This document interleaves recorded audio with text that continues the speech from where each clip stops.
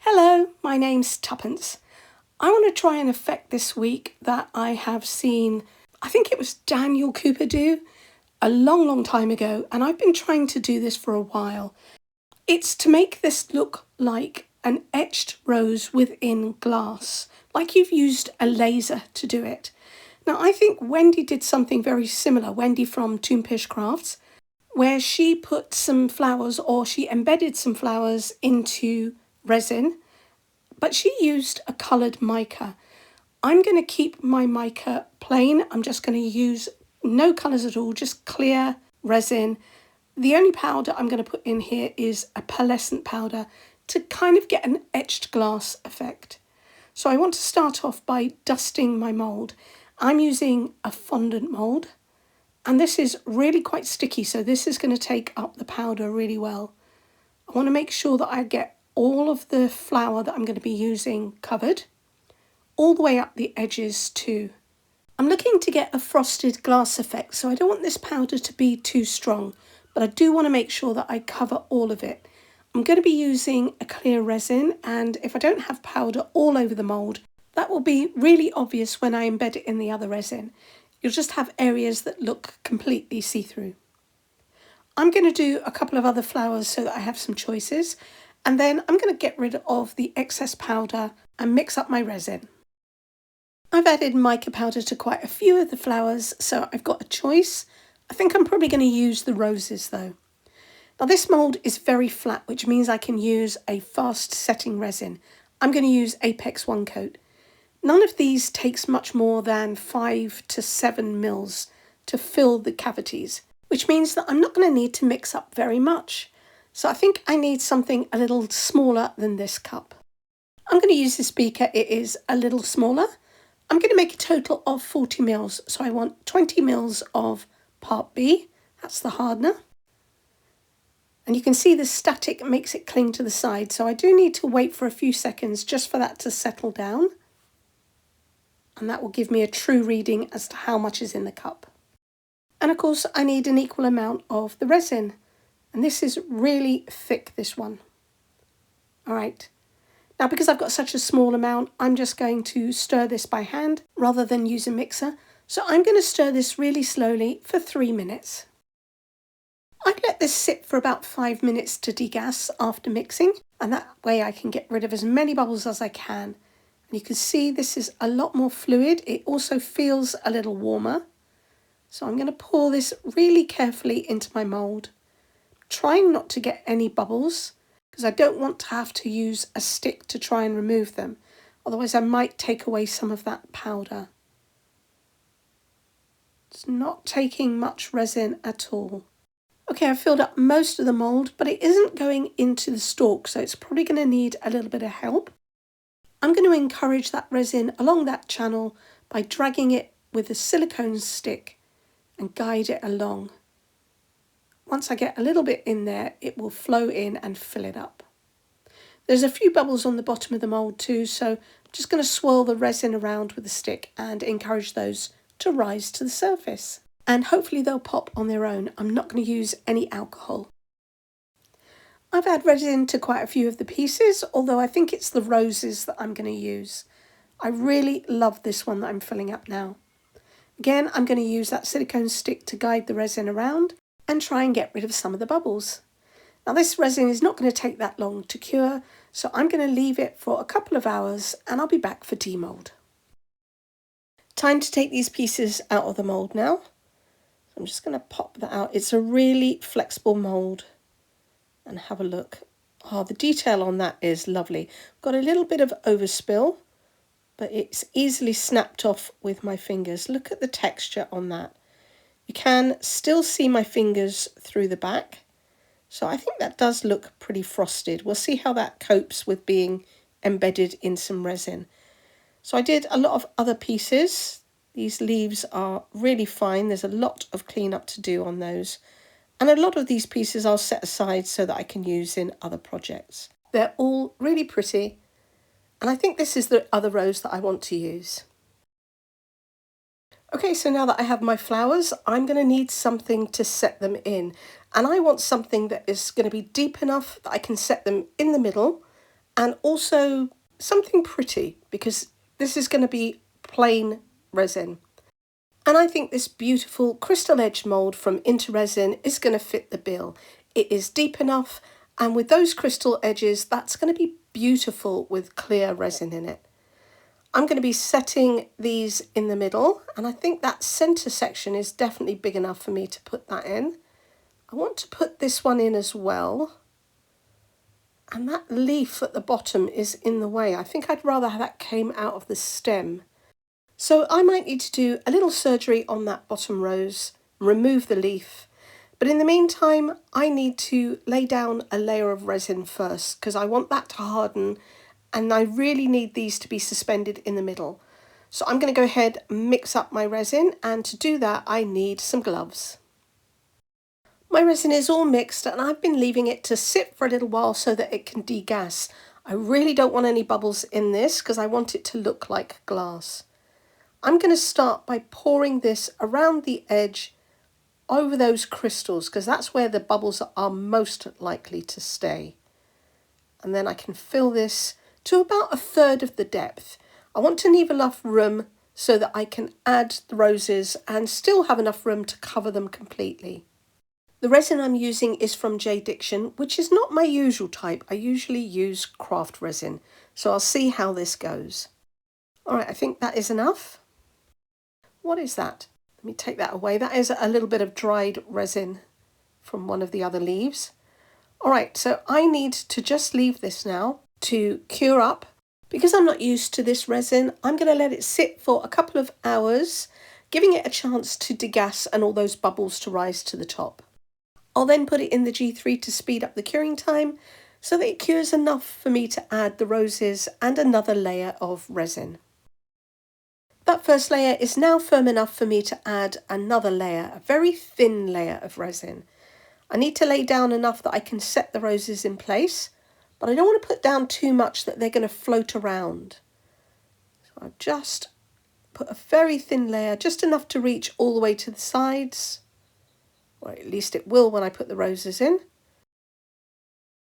I'm not going to put resin on the back. They're very smooth, slightly rounded, so I'm hoping that means that that should push the bubbles out and not trap any underneath.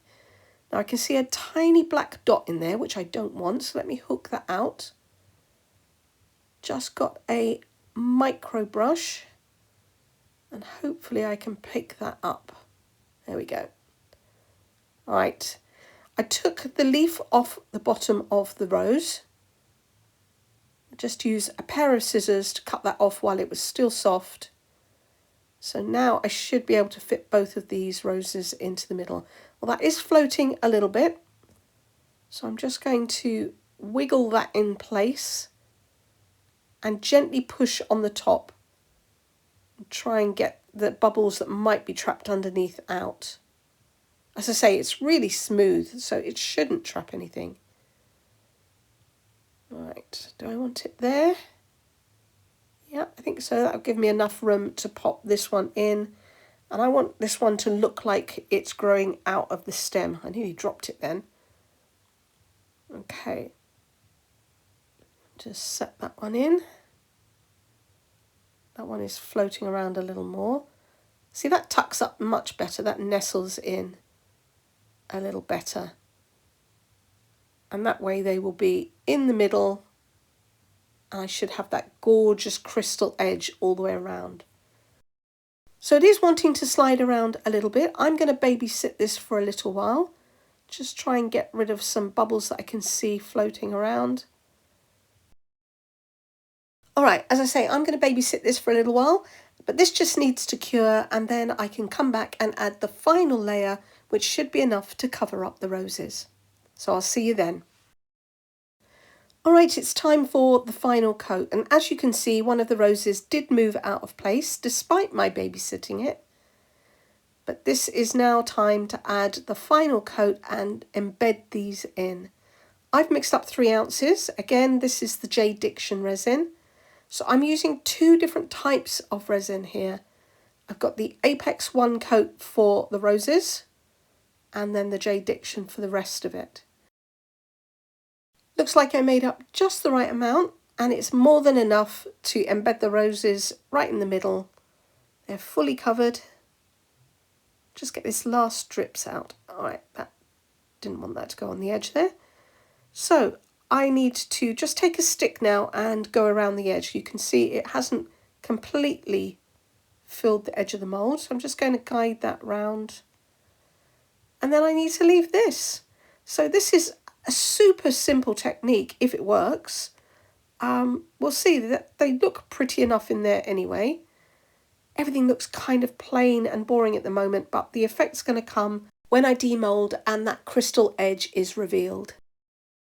So I'm just going to take the very last bits out of my cup.